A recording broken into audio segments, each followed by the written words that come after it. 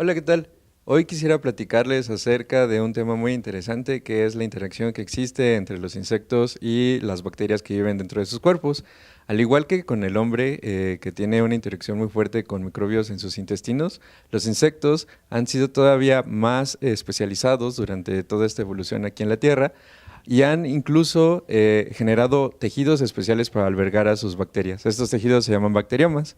Y dentro de estos bacteriomas pueden vivir bacterias que son muy específicas y que son benéficas para estos insectos. Por ejemplo, algunos insectos que se alimentan de la savia de las plantas, por ejemplo, los pulgones o cualquier otra plaga que ustedes conozcan, generalmente tienen bacterias asociadas que les permiten generar algunos aminoácidos para complementar su dieta.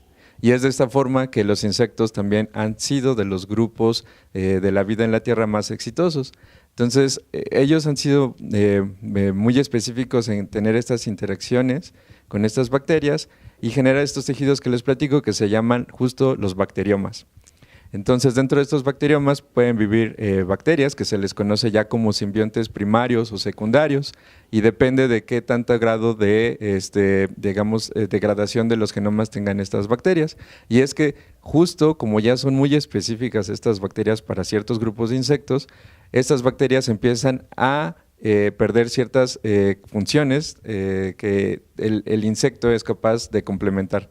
De tal forma que el insecto se ve beneficiado por la producción de estos compuestos y las bacterias se ven beneficiadas porque pueden alcanzar grandes poblaciones dentro de los tejidos del insecto y pues están dentro de un ambiente, digamos, que tiene condiciones estables.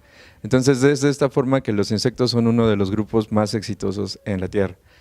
Y no solamente eso, sino que estos simbiontes muy específicos se pueden transmitir entre generaciones.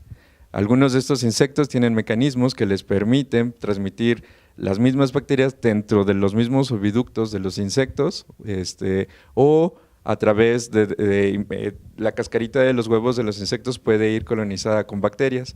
Y entonces cuando las larvas de estos insectos emergen, se comen esta cascarita y pues no solamente se nutren de ella, sino que también adquieren estos simbiontes que son muy específicos para su metabolismo y que si no los tuvieran, estos insectos generalmente lo que les ocurre es que se desarrollan mal, crecen muy poco o mueren a edad muy temprana. Entonces, aquí en Michoacán, uno de los insectos más emblemáticos justo son las mariposas monarca. Y en la UNAM, uno de los proyectos que tenemos, que es uno que yo estoy liderando en estos momentos, es justo estudiar las bacterias que viven dentro de los intestinos de las mariposas monarca. Las mariposas monarca pues son unos insectos muy interesantes que son más conocidos por estas grandes migraciones que hacen en Canadá, Estados Unidos y México. Y es muy interesante debido a que pues estas mariposas en estos grandes trayectos casi no se alimentan o se alimentan muy poco.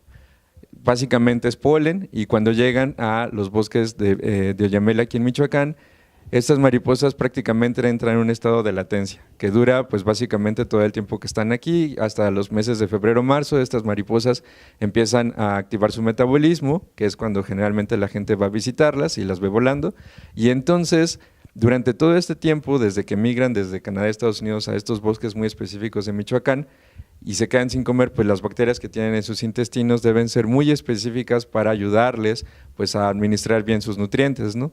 Hemos encontrado que, por ejemplo, aquí en Michoacán las mariposas que llegan, tanto machos como hembras, tienen una población muy grande de unas bacterias del ácido acético, que son estas bacterias que participan en la producción justo de compuestos volátiles o de ácido acético, y es muy específica. Solamente estas mariposas monarca albergan estas poblaciones y justo hemos encontrado que pertenecen a una nueva especie que hemos llamado Commensalibacter papilotli, es decir, las bacterias comensales de las mariposas.